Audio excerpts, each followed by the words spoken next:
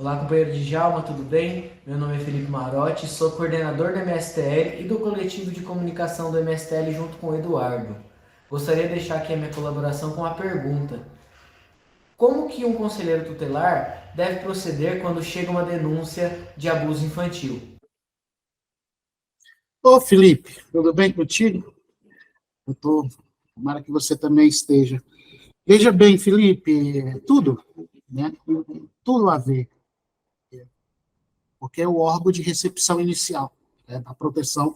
Dentro do sistema de proteção, o Conselho Tutelar está no topo, é onde deve chegar todas as denúncias. A primeira coisa que um conselheiro tutelar deve fazer quando um caso como esse chega é a escuta. Deve dar voz à criança que está diante de si, deve parar, sem moralismo, porque também acontece muito que o profissional, talvez no afã de querer resolver o problema ou dar encaminhamento no problema, atropela a escuta feita pela criança ou pela família que está com ela ali. Se tem uma criança ou uma família diante de você gritando socorro porque aconteceu isso, para, escuta, vê o que está acontecendo. E no seu caderno de atribuições estão lá já o roteirinho pronto, né, que os conselheiros tutelares adoram, né, a questão da atribuição, a partir do artigo 136 e por aí vai. Está lá, cada passo que você tenha que dar. Mas tem algo que extrapola simplesmente uma escuta técnica que o Conselho Tutelar também precisa fazer. Ao escutar a criança e ao anotar a história de que a criança está contando, Felipe, é preciso também qualificar do ponto de vista político. E nós não estamos lidando com um fenômeno que nasceu agora. Nós estamos lidando com um fenômeno tão antigo quanto a própria humanidade. E nós estamos falando de um avanço enorme e de abusos sexuais que tem acontecido na sociedade brasileira cada vez maior. Então, se eu sou conselheiro tutelar, ou se eu estou conselheiro tutelar, estou escutando uma criança, e eu tenho que encaminhar um relatório com este caso para a autoridade competente, que seja o delegado de polícia, que seja o promotor de justiça, eu preciso qualificar a história de que a criança está contando, eu tenho que trazer para dentro a política pública, o sistema de proteção está funcionando, quanto tempo essa criança está sendo abusada e o Estado não tomou conta dela. Tem toda uma narrativa que é necessária colocar na história.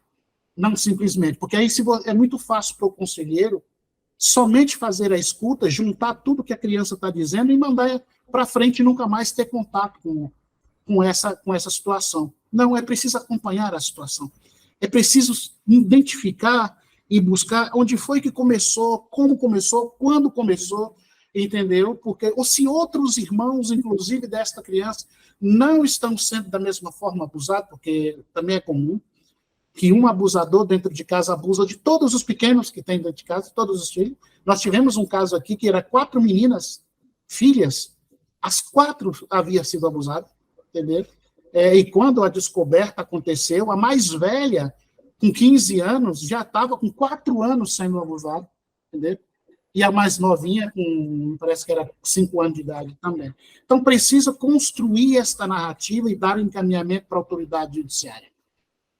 E uma coisa que me preocupa, e o Conselho Tutelar precisa se preocupar com isso também, é que o Estado não tem ferramentas de averiguação de uma denúncia como essa.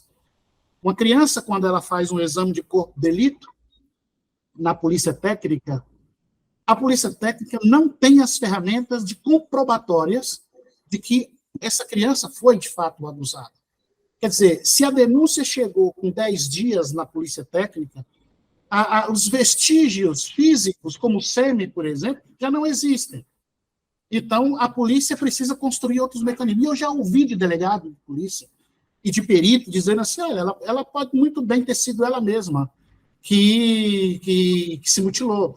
Ela mesma que com o dedo ou com qualquer objeto ter rompido o ímã, essa coisa toda. Olha que coisa absurda. Eu já ouvi de delegado de polícia xingando a criança e adolescente que estava diante dele. É por isso que você está com um shortinho curto, que você tem saia. Ou seja, ela virou a grande provocadora de tudo aquilo, por isso ela está passando por isso. Então, o Conselho Tutelar ele não pode se comportar dessa forma. Agora, ele pode qualificar a sua escuta e dar andamento ao caso de maneira delicada como o caso requer. Então, o Conselho pode fazer muito, viu, Felipe? Eu acho que nós precisamos debater um pouco mais. O movimento, o condomínio, todo mundo está num momento de colocar gente que se preocupa com isso, que tem compromisso com essa e com a proteção da infância de maneira geral. No final, agora, do segundo semestre, tem eleição de Conselho Tutelar e está na hora da gente pensar sobre essas coisas.